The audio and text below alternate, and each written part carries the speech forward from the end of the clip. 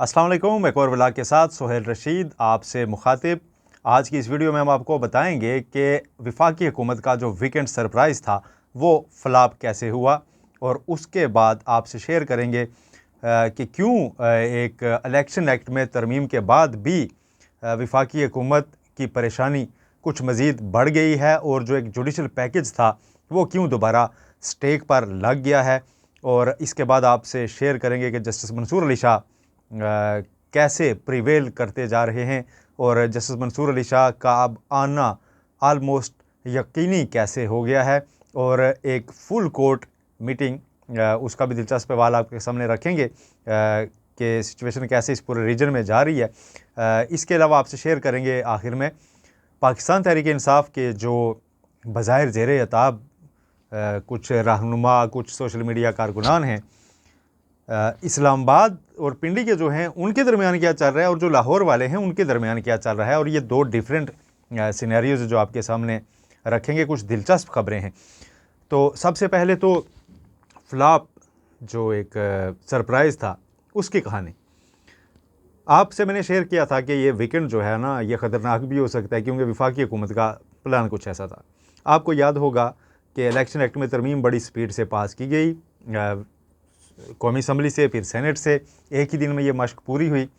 उसके बाद ख़बर आई जी जुमेरात को कि जी सदर पाकिस्तान ने इसको साइन कर दिया है, और ये ख़बर रिपोर्ट हुई, बाकायदा ऐवान सदर के रिपोर्टर्स ने रिपोर्ट की। और फिर उसके बाद शाम को ज़राए से दोबारा ख़बर चलाई गई कि सदर पाकिस्तान ने साइन नहीं किए। पहली बात कि जब आप पीपल्स पार्टी और मुस्लिम लीग नून एक पेज पर हैं तो फिर साइन में कोई इख्तलाफ तो था नहीं, करने ही थे। उससे पहले आपको ख़बर शेयर कर दूं कि आज जब छुट्टी का दिन है तो उस पर साइन होने की खबर और गज़ट नोटिफिकेशन जारी हो चुका है। और मैंने आपको बताया था कि जुम्मे के दिन अदालती आवर्स ख़त्म होने के बाद ऐसा सिलसिला ही शुरू होगा, और वो शुरू हो चुका है। गज़ट नोटिफिकेशन हफ्ते वाले दिन किया गया ताकि इसको नोटिफाई होने से पहले रोका ना जा सके। और अब ऐन मुमकिन है कि आज शाम तक ही इलेक्शन कमीशन ऑफ पाकिस्तान इस गज़ट नोटिफिकेशन के जारी होने के बाद, अब चूँकि एक्ट प्रॉपर बन चुका है, कोई उसमें प्रोसेस में कोई चीज़ अब बाकी रह नहीं गई, तो शायद इलेक्शन कमीशन ऑफ पाकिस्तान मखसूस नशिस्तें का जो फैसला है उसको गैर मौसर करते हुए अमलन आगे बढ़ जाए और नशिस्तें एक दफ़ा दोबारा दे दी जाएँ वफाकी हुकूमत को। वफाकी हुकूमत की इत्तेहादी जमातों में और उनमें बाँट दी जाएँ, या बाकी जो जिस तरह पहले इजाफी नशिस्तें दूसरों को दी गई थी, और पाकिस्तान तहरीक इंसाफ को एक दफ़ा फिर पार्लियामेंट से आउट करने की कोशिश की जाए। लेकिन आप सोच रहे होंगे कि अगर ये सब करने ही जा रहे हो तो फ्लॉप शो कैसे हुआ। फ्लॉप ऐसे हुआ कि इसके जो नताइज थे मतलूबा वो हासिल नहीं हो सके। बज़ाहिर ये कोशिश सारी इसलिए थी कि वीकेंड पे ये सारा कुछ इतनी स्पीड में किया जाएगा कि उसके बाद शायद कोई जॉइंट सेशन भी वीकेंड पे ही हो जाए और किसी तरह बिल पास करवाने की कोशिश की जाए। अब ये सिचुएशन बड़ी दिलचस्प है कि वो कैसे होगा जी। एक तो ऑप्शन ये था कि पाकिस्तान तहरीक इंसाफ के उन लोगों को वापस आज़ाद डिक्लेयर कर दिया जाए, सुन्नी इत्तेहाद कौंसिल का भी नहीं, आज़ाद।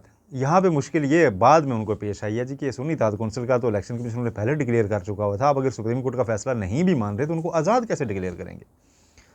फिर दूसरा ये था कि 63A वाला जो फैसला है उसको गैर मौसर कर दिया जाए, किसी तरह उसकी नज़रसानी लग जाए। वो नज़रसानी भी नहीं लग सकी, वो अब छुट्टियों के बाद लगेगी। उस पर प्रैक्टिस एंड प्रोसीजर एक्ट के तहत कमेटी में 2 जजेस ने इख्तलाफ कर दिया था। 2022 से वो पेंडिंग थी और अब उसको लगाने की कोशिश हुई थी, कुछ अर्सा पहले आपके सामने मैंने रखा था। तो अब 63A आज भी मौजूद है। अब जो PTI वालों को वापस सुन्नी इत्तेहाद कौंसिल का या आज़ाद अगर डिक्लेयर किया भी जाए तो उनसे अगर वोट लिया जाता है किसी भी तरह, हीले बहाने लालच दबाव से, तो उसके बाद उनका वोट काउंट नहीं होगा, क्योंकि डिफेक्शन हो जाएगी, वो उसके बाद अरकान नहीं रहेंगे और उनका वोट सुप्रीम कोर्ट का फैसला आज भी इन फील्ड है, गिना नहीं जाएगा। दूसरी बात यह कि सेनेट नामुकम्मल थी। अब ये सारी बड़ी ऑब्वियस चीज़ें हैं लेकिन इनको वर्कआउट नहीं किया गया था। सेनेट नामुकम्मल थी, मौलाना फजलुर रहमान मान के नहीं दे रहे।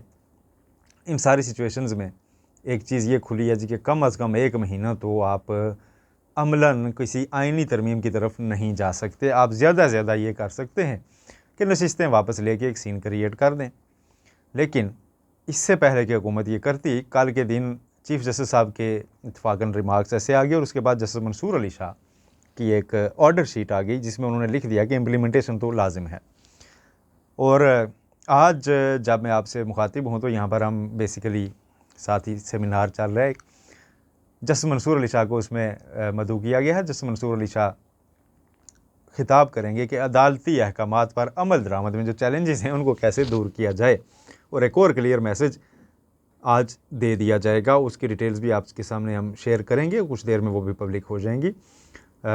जस्टिस मंसूर अली शाह को अब हर तरफ बुलाया जाना शुरू हो गया है, एक आते हुए चीफ़ जस्टिस के रूप में, एक नए आने वाले चीफ़ जस्टिस के रूप में। वो अब हर जगह जा रहे हैं, खिताब कर रहे हैं। हर दूसरे तीसरे दिन उनको किसी न किसी सेमिनार तकरीब में बुलाया जाता है और वो वहाँ पर बोल रहे हैं, जिससे एक स्टेटमेंट मेकिंग चीज़ जारी है कि अब किसी एक्सटेंशन वाला मामला बाकी नहीं रह गया। दूसरा, कुछ मुतनाज़ा फ़ैसले पीछे वो अनफॉर्चुनेट थे अगरचे, लेकिन वो मजहबी हवाले से थे मामलात, उसमें उसको बुनियाद बनाकर तो चीफ जस्टिस साहब के सामने एक पिक्चर पूरी आ रही है जी कि एतराज़ात बहुत ज़्यादा पर बढ़ गए मौजूदा चीफ जस्टिस साहब पर। अब कल की आप नजम सेठी साहब बड़े बाखबर सहाफ़ी हैं और वो इशारों के में बड़ी बात करते होते हैं। उन्होंने कल ये बात कही है जी कि चीफ जस्टिस काजी फ़ाइज़ शायद अब अपनी लेगेसी बनाने ही जाएंगे, क्योंकि उनको पता चल गया कि अब वो जा ही रहे हैं, वो रुक नहीं रहे। तो ये एक पूरी सिचुएशन जो है वो डेवलप हो चुकी है और जस्टिस मंसूर अली शाह अब प्रीवेल कर रहे हैं। अब उनको जुडिशल कॉन्फ्रेंसेस पे बुलाया भी उन्हीं को जा रहा है, उन्हीं की तरफ देखा जा रहा है। सुप्रीम कोर्ट के जजेस उनके साथ खड़े हो गए हैं और जो एक कोशिश है इलेक्शन एक्ट में जो तरमीम है वो बज़ाहिर तो हो गई है। अब अगर इलेक्शन कमीशन उस पर अमल दरामद में जाता है तो कल का जो फैसला था जस्टिस मंसूर अली शाह का, उसमें एक बड़ा वाज़ेह इशारा और भी था जो उस तरह से रिपोर्ट नहीं हुआ। उसमें चूंकि इलेक्शन कमीशन कह रहा है ना कि इख्तियार नहीं है सुप्रीम कोर्ट का, तो उसमें उन्होंने बता दिया कि आइन की तशरीह हमारा इख्तियार है। इसका वाज़ेह इशारा है कि जो मखसूस नशिस्तों का तफसीली फ़ैसला आएगा वो आइनी तशरीह के तहत होगा। जब आइनी तशरीह होगी तो वो आइन होगा, उस पर सादा कानून साजी अभी आ ही नहीं सकती। तो इसलिए ये मुश्किलात पैदा हो गई हैं कि 2 दिन की खुशी है, अब खाली वीकेंड पे आप अपनी तरफ से सरप्राइज़ दे के गज़ट नोटिफिकेशन उसका जारी कर रहे हैं। उसकी रोशनी में इलेक्शन कमीशन भी कोई नोटिफिकेशन जारी कर देगा, लेकिन उसकी उम्र 1 हफ्ते से ज़्यादा अब जाती नज़र नहीं आ रही, क्योंकि जुडिशरी की साइड से बड़ा क्लियर पैगाम आ गया है कि जनाब इम्प्लीमेंटेशन तो करनी ही होगी। अब चलते हैं अगली ख़बर की जानिब। मुख्तसरन उसका भी हवाला आपके सामने रखूँ। पाकिस्तान तहरीक इंसाफ के आपको बताया काफ़ी सारे रहनुमा गिरफ़्तार हैं। पहले तो आज लाहौर में जो कुछ हुआ ATC में, वहाँ पर यास्मीन राशिद साहिबा की ज़मानत मंजूर कराने के लिए बाकी तमाम रहनुमाओं ने कहा कि हम अपनी ज़मानतें वापस ले लेते हैं ताकि हमारे वकला के दलाइल शलाइल में वक्त ना लगे और आप यास्मीन राशिद की अकलौती ज़मानत सुने और मंजूर करें, क्योंकि ये कैंसर की मरीज़ा हैं। ये अपने आप में बड़ी कुर्बानी नज़र आती है कि बाकी सारे जेल में रहने को तैयार हैं और चाहते हैं कि यास्मीन राशिद साहिबा जेल से रिहा हो जाएँ, लेकिन जज साहब ने कहा जी कि मैं आज इशारों को सुन लेता हूँ। दूसरी तरफ अडियाला में मंजर अलग है। हमारे ज़राए ने जो चीज़ बताई है कि जो एक तो इमरान खान है ना, वो तो अलग है, वहाँ पर रखे गए। कुछ बाकी जो गिरफ़्तारियाँ हाल ही में हुई थी उसमें रऊफ़ हसन साहब थे, जवाद अहमद जवाद थे, जिनको वो इंटरनेशनल मीडिया कोऑर्डिनेटर जो थे, इंटरनेशनल सोशल मीडिया कोऑर्डिनेटर या समथिंग उनका ओहदा था, वो भी वहाँ पर जुडिशल रिमांड पर अडियाला में थे। तो जब रऊफ़ हसन साहब को वहाँ भेजा गया तो इन सारों को उन्होंने एक सेल में रखने की कोशिश की। तो रऊफ़ हसन साहब ने ज़राए के मुताबिक उन्होंने जेल हुकाम को कहा कि मुझे इससे ख़तरा है, अहमद जवाद से, जो उनकी ही पार्टी का है, जिसके एक ही उसमें इल्ज़ामात में वो अंदर हैं। उन्होंने कहा मुझे इससे ख़तरा है। और उसके बाद ज़राए का ये कहना है कि अहमद जवाद को दूसरे मुल्ज़मान जो वाकई दहशतगर्दी के मुल्ज़मान होते हैं उनकी उसमें शिफ्ट कर दिया गया और यूँ उनकी मुश्किलात में और इजाफ़ा हो गया। अब रऊफ़ हसन साहब ख़ुद इसकी अगर किसी ज़राए से तस्दीक या तरदीद करें, लेकिन ये मल्टीपल सोर्सेज ने इस बात को वेरीफाई किया है कि ऐसा हुआ है और उन्हें जाकर कि मुझे तो इसी से ख़तरा है, यानी अपनों से ही ख़तरा है। और इससे पहले बयानात आ रहे थे कि अहमद जवाद साहब ने जाके जनाब उनके खिलाफ बयान दे दिया। और फिर दूसरी सूरत ये सामने आई कि इन दोनों के दरमियान दरअसल साल 1.5 साल पहले से ही ज़ाती कोई रंजिश थी और बोल चाल भी नहीं थी। तो ये लाहौर और पिंडी में 2 मुख्तलिफ चीज़ें चल रही हैं PTI के दरमियान, और बज़ाहिर वो एक पेज पे नहीं लगती PTI की जो ये कारकुनान या ये एक्टिविस्ट जो हैं, इनका भी ये एक दूसरे के ख़िलाफ़ बयानात या बातें या एक दूसरे की मुश्किलात में इजाफ़ा करने का सबब बन रहे हैं। ये एक सिनेरियो है। फुल कोर्ट का मैंने आपको बताया था फुल कोर्ट, आपको पता है बांग्लादेश में एक सिचुएशन इमर्ज हुई है और उसके बाद तलबा की बात बहुत सुनी जा रही है। बांग्लादेश में जो उनके चीफ जस्टिस साहब थे, उन्होंने फुल कोर्ट मीटिंग बुलाई थी। स्टूडेंट्स ने प्रोटेस्ट किया और उस पर एतराज़ात उठाए कि आपने अपनी गवर्नमेंट से पूछे बगैर कैसे मशावरत के बगैर फुल कोर्ट बुला ली है। वो उनको फुल कोर्ट मीटिंग कैंसिल करना पड़ गई है। आज की ये बड़ी अहम ख़बर है कि मतलब वहाँ पे आप वो स्टूडेंट्स जुडिशरी को भी, चूँकि अब वो आजकल एक किस्म का उनका हाथ ऊपर है, वो कह रहे हैं कि जनाब हमने तो यहाँ पर इनकलाब लाया है, तो अब उन्हीं की चल रही है।